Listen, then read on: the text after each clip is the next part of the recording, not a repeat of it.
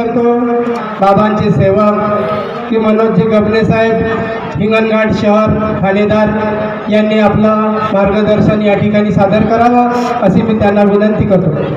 आपण सर्व एकतेने प्रणाम करूया।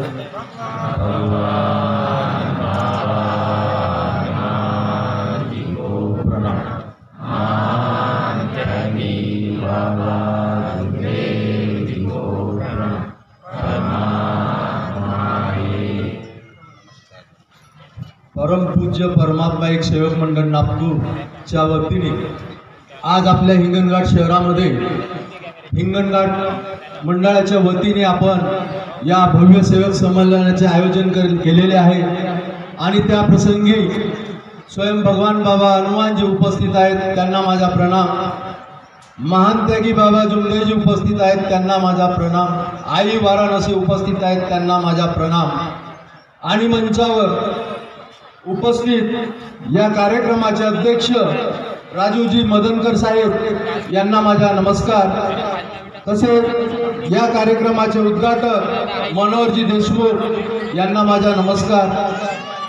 तसेच मंचावर उपस्थित प्रमुख अतिथी सूरजजी अंबुले, मोरेश्वरजी गबने, प्रवीणजी उराडे, टिकारामजी भेंडारकर, फकीराजी जिपकाटे, वासुदेवजी पडोळे, संजयजी महाकाळकर, विठ्ठलराव क्षीरसागर आणि उपस्थित गावोगावरून बाहेरगावावरून आलेले मार्गदर्शक मंडळी आणि तसेच सर्व सेवक सेविका, बालगोपाल बंधू आणि भगिनींनो, आपण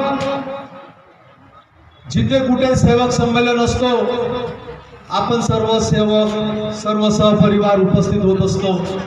आणि या हिंगणघाट शहरामध्ये मी माझ्या तरी अनुभवातून सांगतो की मौदा आणि नागपूर नंतर मी पहिल्यांदा एवढा भव्य सेवकांचा जनसागर जो माझ्या हिंगणघाट शहरामध्ये उतरला।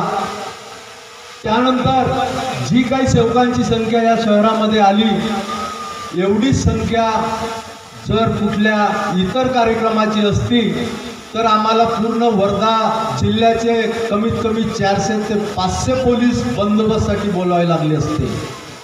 परंतु एवढ्या संख्येने सेवक आल्यानंतर सुद्धा आम्हाला बाहेरचा कुठलाही मनुष्यबळ बोलावण्याची गरज पडली नाही।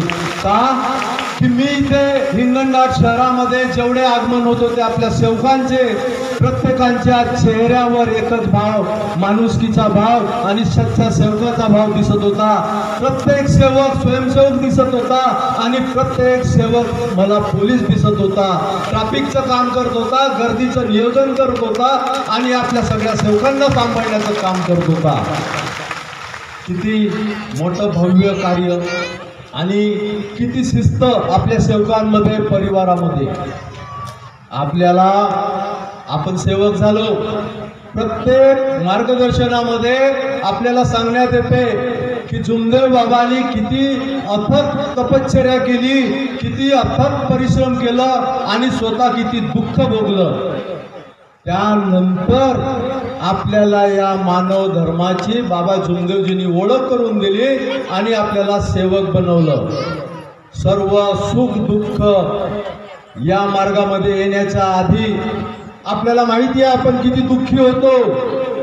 अनेक कारणास्तव दुःखाचे, कोणी दारूच्या व्यसनी असेल, कोणावर कर्जबाजारी असेल, कोणाच्या घरी अनेक कुठे इडापिडा आलेली असेल आणि आपण सर्व इलाज केलो, आपण सगळे महाराज बुवाबाजी झालो आणि आपण सगळे थकलो आणि त्याच्यानंतर आपल्याला हा मानव धर्माचा मार्ग मिळाला आणि इथे पहिली अगरबत्ती, पहिला कापूर लावलो आणि आपण क्षणामध्ये आपले दुःख दूर झाले।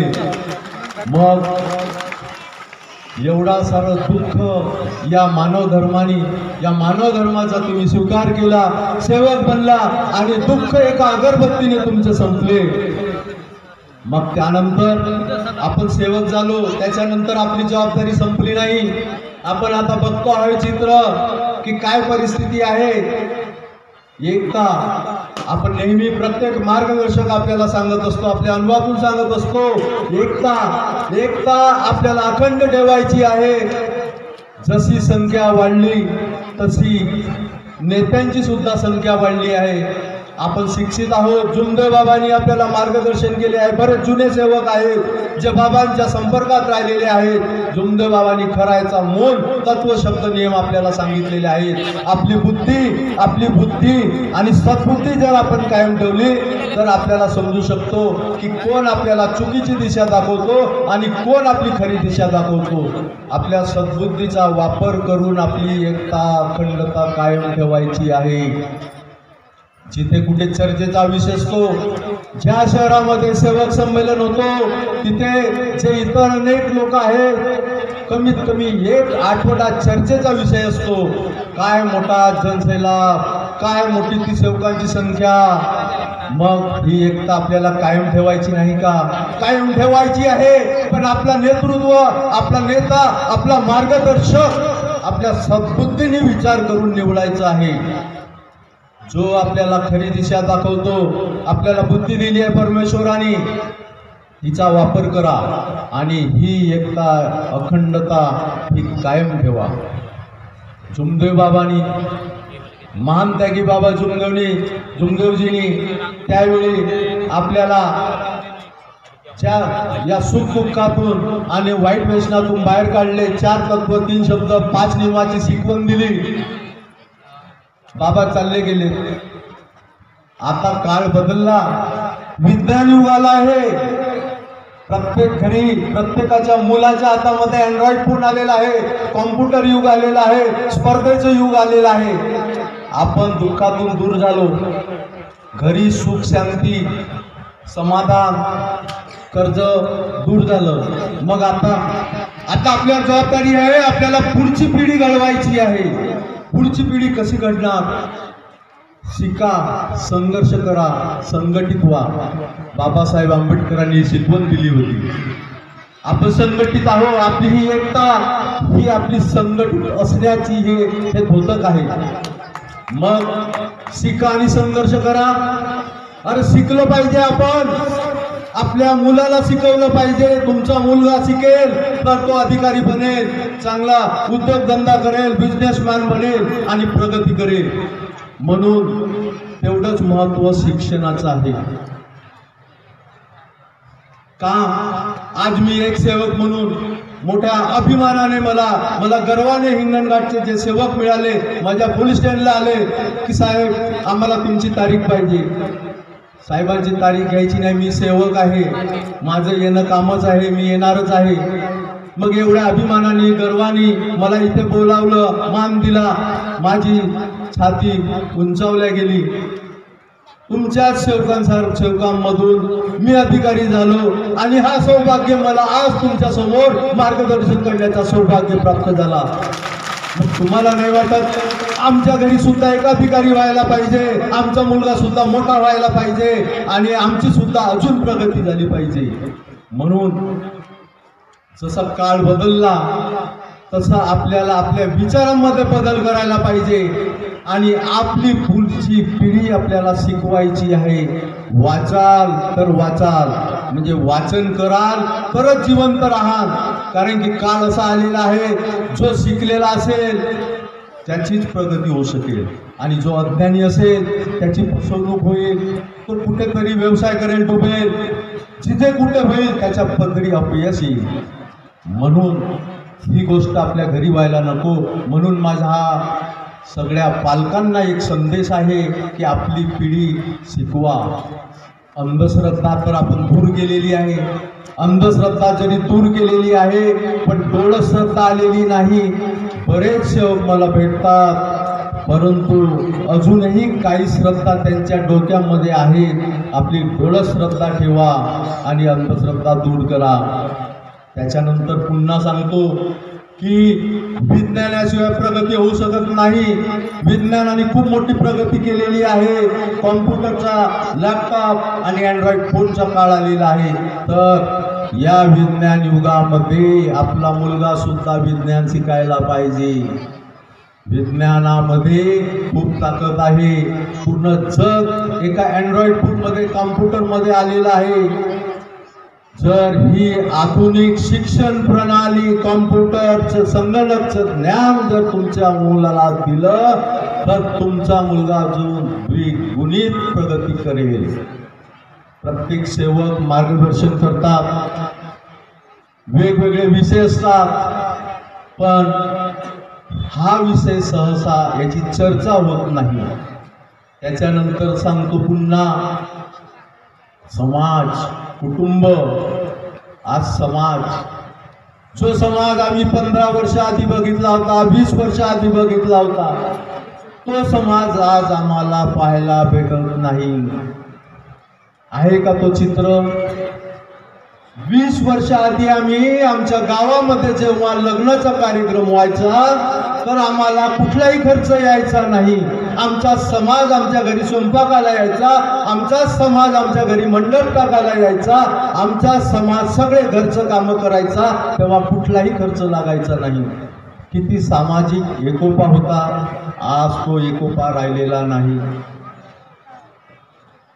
मग सेवक म्हणून आपल्याला समाजाची निर्मिती करायची आहे, आपल्याला समाज घडवायचा आहे, म्हणून आपल्यावर दायित्व आहे. त्याच्यानंतर बोलतो कुटुंब. आधी जेव्हा आम्ही त्या काळामध्ये सेवक म्हणून आलो या मार्गामध्ये, तेव्हा एकत्र कुटुंब पद्धत होती. आज भावाचं लग्न झालं, दुसऱ्या भावाचं लग्न झालं तर एकत्र कुटुंब राहू शकते का? चित्र बहुत क्वचित कुठेतरी मिळेल तुम्हाला. 2 सासू, 2 ननद आणि जावा असा कुटुंब आज बघायला भेटत नाही. का? स्वाभिमान आलेला आहे, प्रत्येकामध्ये स्वाभिमान आलेला आहे, नवीन सुनामध्ये स्वाभिमान आलेला आहे. सासूंचे जुने विचार नवीन पिढीमध्ये लादण्याचा प्रयत्न करतात, ते नवीन पिढीला सहन होत नाही आणि तिथून घरामध्ये भांडणाला सुरुवात होते. आपण सेवक आहोत, बरेच पोलीस स्टेशनला मी बघतो, पोलीस स्टेशनला रिपोर्ट येत नाही का? सेवकांचे रिपोर्ट यायला लागलेले आहेत. कुटुंबाचे भांडणाच्या भरपूर तक्रारी पोलीस स्टेशनला यायला लागलेल्या आहेत. ही शोकांतिक आहे. आपण चिंतन करायला पाहिजे, विचार करायला पाहिजे. आपण प्रत्येक सेवक संमेलनामध्ये, मार्गदर्शनामध्ये एकतेचा आपण सगळ्यांना पाठ शिकवतो, मग आपल्या घरामध्ये आज एकता दिसून येत नाही. हा चित्र दिसत आहे. तर आपल्याला आपल्या कुटुंबाची एकता ठेवायची आहे. कुटुंबामध्ये कलह निर्माण होता कामा नये. कलह होण्याचं कारण काय? मी आताच बोललो. विचार, एकमेकांचे विचार आता पटत नाही. मुलगा तरुण झाला तर वडिलाचे विचार मुलाला पटत नाही, मुलाचे विचार वडिलाला पटत नाही, वडिलाचे विचार मुलाला पटत नाही. नवीन पिढी आहे, नवीन विचाराची आहे. जुन्या पिढीने जर हे समजून घेतलं की नवीन पिढीतला आपला मुलगा आहे, अवश्य तो खूप मोठा शिकलेला आहे, तर त्याच्या विचारामध्ये तुम्ही खंड पाडू नका. त्याच्या विचारामध्ये, त्याच्या योजनेमध्ये सामील व्हा. तो जो करते त्याच्या खांद्याला खांदा लावून काम करा, म्हणजे तुमच्या कुटुंबामध्ये एकतेचा अजून एक घट्ट नाता तयार होईल. आणि नवीन इथे बऱ्याच सुना आलेल्या आहेत. माझ्या सुनांना सुद्धा आग्रहाची, कळकळीची विनंती आहे. माहेरचा हस्तक्षेप सासरी खूप वाढलेला आहे की नाही? खरं, एकदम खरं आहे. म्हणून माझ्या नव्या सुनांना ही आग्रहाची विनंती आहे की आपल्या माहेरचा हस्तक्षेप आपल्या सासरी कमी करा. आपल्या प्रत्येक घरची आपण गोष्ट जर आपल्या माहेरी सांगायला लागलो तर माहेरून तुम्हाला तुमच्या डोक्यामध्ये वेगळं फीड करतात घरचे लोक, आणि इकडे घरामध्ये भांडणं सुरू होतात. भांडणं विकोपाला जातात आणि मग ते भांडणं पोलीस स्टेशनला येतात. जर सेवकांच्या घरातलं भांडण पोलीस स्टेशनला आलं तर ही आपल्याला अभिमानाची गोष्ट नाही. आपण एवढ्या थाटामध्ये हा भव्य सेवक संमेलन करत आहोत ना, आपल्या घरचा जर भांडण पोलीस स्टेशनला आला तर आपल्या किती शरमेची गोष्ट आहे. तर ही गोष्ट आपल्या कुटुंबामध्ये येऊ नये. म्हणून सासूची, सोनाची, सासऱ्याची, धीराची आणि नवऱ्याची भूमिका खूप महत्वाची आहे. सामंजस्य ठेवा, कलह करू नका. हा सुद्धा माझा एक जो चित्र मी बघतो आहे त्यासाठी हा विषय मी इथे काढलेला आहे. तर बरेच मार्गदर्शक बोलणारे आहेत. माझा विषय एकच शॉर्टकटमध्ये संक्षिप्त असं सांगतो. एकता, अखंडता, शिक्षण, आपल्या पुढीचं शिक्षण, आधुनिक शिक्षण, संगणकाचं शिक्षण, कुटुंबाची निर्मिती, समाजाची निर्मिती, आणि या सगळ्याची निर्मिती झाली तर पुढच्या 10 वर्षामध्ये हा जनसागर सेवकांचा जो अतंग महासागर दिसत आहे हा किती मोठा होणार तुम्ही कल्पना करा. सगळ्यांना बुचकळ्यात अहो राजकारणी लोक आपल्या सेवकांकडे यायला लागले आहेत. त्यांना माहिती आहे की यांच्या वोट बँकशिवाय मी निवडणूक जिंकू शकणार नाही. तुमच्या एकता अखंडतेमध्ये किती पॉवर आहे याला अजून वाढवण्यासाठी ज्या गोष्टी मी आता बोललो त्या गोष्टी आपण इथून संकल्प घेऊन जाऊया. आणि हिंगणघाटला जो सेवक संमेलन झाला हा मैलाचा दगड राहील आणि आपल्या सेवकांची एक क्रांती राहील असं मी आशा बाळगतो. आणि मला इथे 2 शब्द बोलण्याची संधी दिली त्याबद्दल मी मंडळाचे आयोजक आणि सर्व मंचावर जे ज्येष्ठ आपले सेवकगण बसलेले आहेत त्यांचा मनस्वी अभिवादन करून धन्यवाद देतो, आभार व्यक्त करतो आणि माझ्या शब्दाला विराम देतो. जय हिंद, जय महाराष्ट्र.